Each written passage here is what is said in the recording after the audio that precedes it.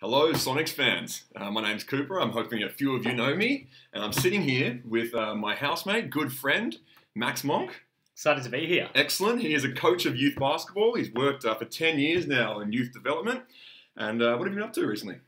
Oh, look, not much. Just reaching out to all the athletes. Like, we can't coach on court, but we've been doing lots of stuff with our mindfulness, strength and conditioning. So, you know, we're getting one day at a time, right? Absolutely. Absolutely.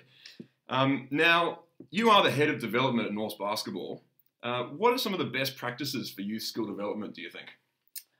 Look, so there's two schools of thinking. Basically, we have block practice and random practice. Block practice is kind of the old school thinking, and that's where it's like you're going to pass to your coach heaps of times, and then you're going to shoot on your own heaps of times. There's repetitions. Repetitions, yep. And that has its place, but the best skill development is random practice, and that's where lots of different stuff happens all the time. Now, it so happens that the best form of random practice is 3x3. 3x3. Fantastic. 3x3. So it's really good because every single time you catch the ball, you have the opportunity to pass, shoot, and dribble, and you have to make a decision about that every single time. So yep. That's why we love it. Yeah, excellent. So you're not just put in positions where you're going to run to this spot on the floor, you're going to do this or that. Nothing is set in 3x3. It's very variable. Yeah, yeah, exactly right. And that's why we love it. It's so chaotic and it's fun and 100%. Anything can happen. Absolutely, 100%. Now, you come from more of a regular basketball background. When I say regular basketball, I mean sort of the 5-on-5 stuff. You've had development experiences and coaching and player experiences. Within that framework, how is 3x3 fit within that? Look, so 3x3 is my favorite development tool. Any rep team I've ever coached, any domestic team I've ever coached, any little like community level basketball player I've coached plays 3-on-3 for at least 10 minutes of every training. Yep. And the reason that is it promotes player autonomy. They learn to make decisions on their own without a coach. Okay. And for a 5-on-5 coach, that's awesome because the last thing a player wants to hear is, oh, go do this, box out here, do that. They want to just play the game. I mean, I've been on the receiving end plenty of times, right? Yeah, yeah. So absolutely, agreed on all points. I think one of the major benefits of 3x3 is, you're not told to just sit on the baseline or go to a certain spot. As a big, I had that experience a lot. I was told rim run, rebound, kick it out to a shooter, and that's about all I did. It was only until I kind of stepped into this 3x3 mindset that I started going, oh, I've got a guard on the perimeter. I've got to start having an outside shot because they're so valuable in 3x3, and expanded my game immensely. How did that make you feel? Maybe. How did that make me feel? As a player in the 5-on-5? Yeah, when the coach, like, just from a coaching point of view, I'd love to know when coach tells you to go sit under the hoop, how does that feel? Well, it was interesting because, as a youth, as a young boy, I wasn't aware of what I could have done, in my basketball career. It was only kind of till I got about 19 or 20 that I realized, oh, I've got some potential here to do something. So when I was younger, I was just like, do as you're told, right? Like, get to the hoop. I'm taller than people, so I'll do my job. But I would have loved to have the opportunity to go, I'd like to learn how to dribble. And if I learned how to dribble, it would expand my game so much more. I'd like to learn how to shoot. And if I could shoot, it would have been so much better. Yeah. Cool. I think I'd just like to also tack onto that. The thing about 3-on-3 that makes it so awesome is there's kind of 3 tiers. Tier number 1 is this participation. So you get to play more in 3-on-3, even though it's only a 10-minute game. In a 5-on-5 game, yeah, you might not touch the ball for like 10 minutes at a time. Yeah. Or if you're not the go-to guy, then you're sitting on the sideline. Yeah, exactly right. And like in the NBA, you see someone like Danny Green, whose job is to run to the corner and stand there and hope LeBron gives him the ball. Yeah. So I really like the participation aspect of it. The second thing I really love is the engagement aspect of it. Mm-hmm. Because you just get to play the whole time. There's music pumping. There's like a DJ. The atmosphere's great, right? The atmosphere's always good. Yeah. And as someone who learned to play basketball in, a park in Irvington, like it's cool that it's just like the street ball kind of culture is back. Yeah. And we get to like love the game. Yeah. The last thing that I'll touch on was, I think the skill aspect of it's awesome. As you said before, you used to be just chucked in the post and that's all you did. Yep. Like I've seen you play 3-on-3 and now you get a chance to dribble, shoot, you set screens, you get to be a point guard, you get to be a center. Like it's pretty cool. You're doing it all. Every player on the court has the ability to do everything. Absolutely. And the other thing I like about it, in 5-on-5, you've got help side defense, right? So the lane is clogged and it's a little bit more compact.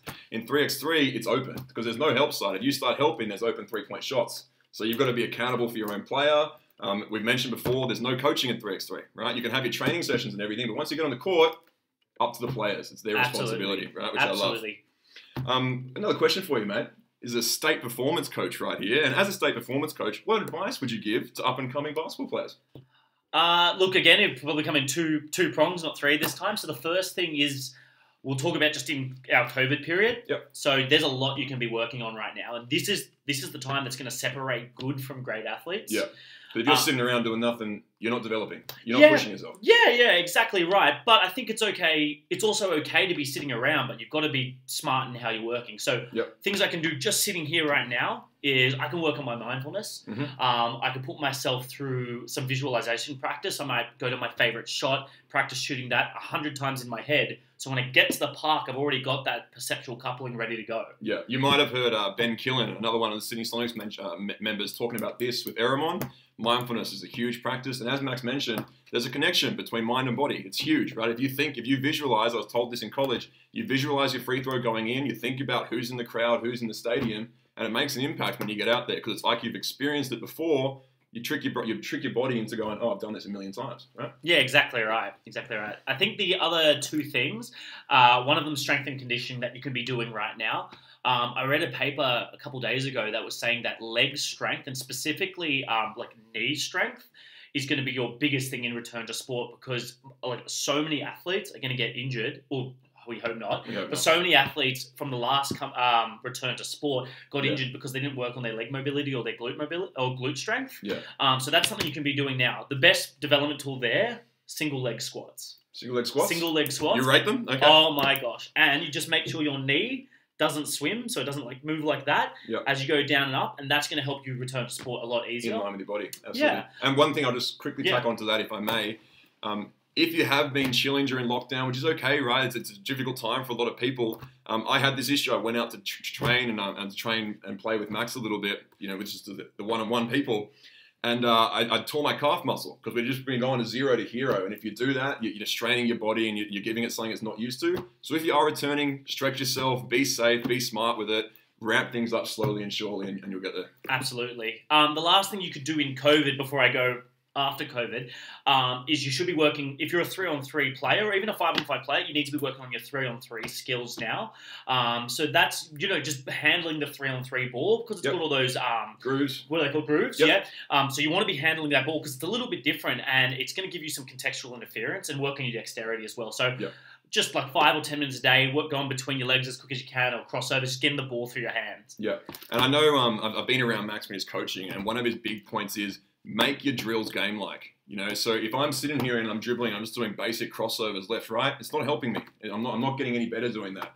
If I'm down low and I'm in stance and I push and then rip off, all of a sudden it's become a more game-like situation, and the practicing of that is going to translate into game skills. Yeah, and that connects directly back to that mindfulness and visualization. So if you think about it like the Lego blocks, it's practice it in your mind, then practice it now at the park thinking about what you're doing, and then put it into a game. Excellent. And then your game's building on itself. For out of COVID, I still want to really stress the leg strength thing. So as we return, it's what you're saying, like take it easy. Work on lots of like lateral lunges and chaotic movements, but landing really soft. Mm-hmm. Ankle mobility.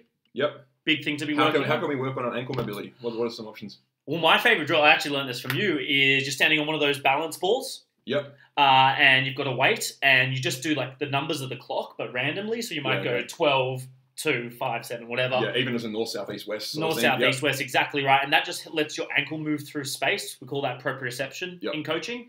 And the other really good ones are just doing some east-west movements on your ankle and some north-south movements on your ankle. So you're having those little micro landings and teaching your foot to land again. Yeah, absolutely. I think one of the big things is less static, more dynamic, right? There's a place for, static stretches and slow things like that. But, basketball's a dynamic game. 3x3 is a dynamic game. So you're moving and you've got to train your body to deal with those movements. Yeah. And the last thing for any player really is as soon as we get out of lockdown and your body's ready, play 3-on-3 as much as you can because you haven't practiced making decisions in probably 8 months now. Yep. So that is the best game for learning how to make decisions on the fly. And I think that will be your biggest development tool. Absolutely. And this is an excellent segue into we're here to help you develop. So we're launching this Slow Coach platform, and we're going to be running some skill trainings and coaching on there. So if you're interested, please shoot us a text, shoot us a message, and we'll get your details down and we'll get you training. That's through COVID and outside COVID. to get you set and ready for some upcoming competitions. We hope to see you soon, guys. Max, thank you very much for joining me. It's Thank you been a for having pleasure. me. Thank you, sir. Cheers.